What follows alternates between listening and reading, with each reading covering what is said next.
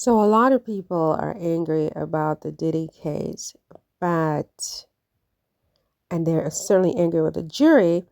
I think the jury should be left alone. There were 12 citizens who took a case that was presented to them by the federal, the federal government, I should say. And it was their civic duty, and they did it to the best of their ability, and I think we should accept their verdict. Now,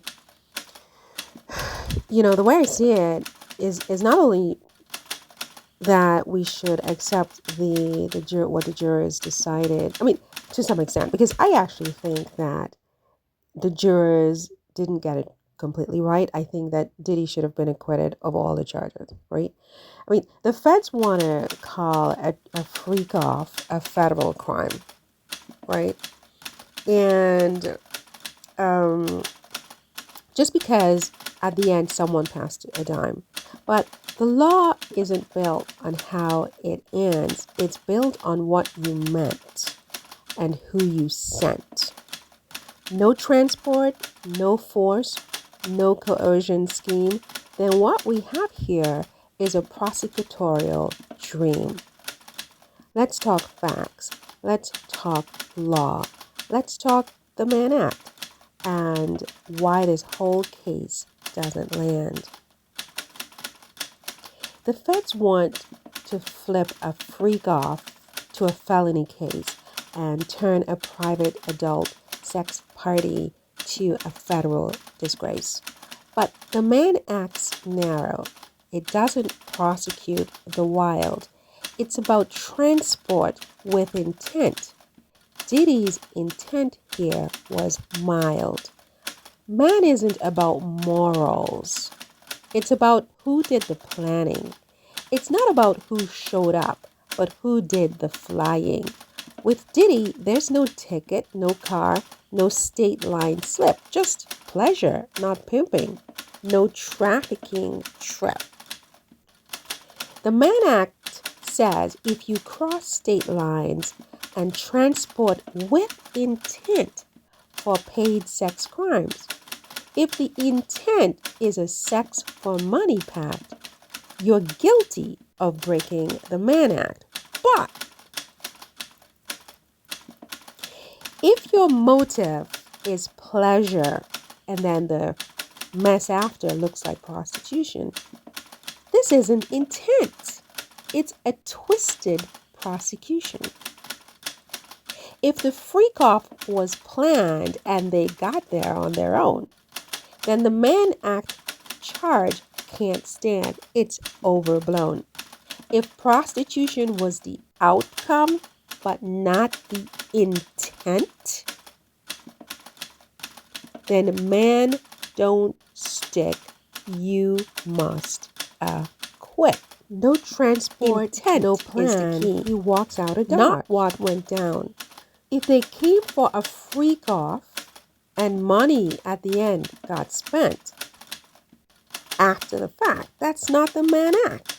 It needs intent. No ride, no plan, no prostitution plot. Just a man and his freak-offs. So under the Mann Act, guilty he's not. If the freak-off was the real intent and not a plan for sex with money spent, then Mann don't stick. It's overcharged. The prosecutors played a desperate card. Charging Diddy with a one-man conspiracy proves they lost touch with all reality. Yeah, money was spent and bodies got loose, but that doesn't mean his intent was prostitution. Intent isn't a guess. It's gotta be at the inception, at the time of the transportation, not the night of the copulation. Adults came on their own. Diddy ain't called no jet, no transport, no scheme, no Mann Act threat. You can judge his lifestyle, but don't misfit, because if Mann don't stick, you've got to acquit.